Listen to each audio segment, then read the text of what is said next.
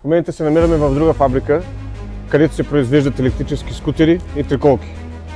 Това тук е поточна линия, може да видите, където се сглобяват скутерите. На всяко място има различен етап на сглобяване. Тук може да видите резервните части, тук може да видите различните видове калници и по-нататъка са скутерите в сглобен вид. Както ви казахме по-рано, ето е поточната линия, където се произвеждат скутерите. Резервните им части, самите скутери. Тук също има резервни части, мотори, джанти, калници, вилки и фарове и така.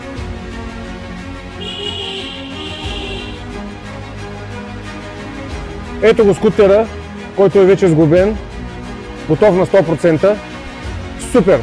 Много добро качество и изглежда невероятно. Много е красив, може да го видите. Този скутер скоро ще бъде на нашия сайт. Top Scooters BG.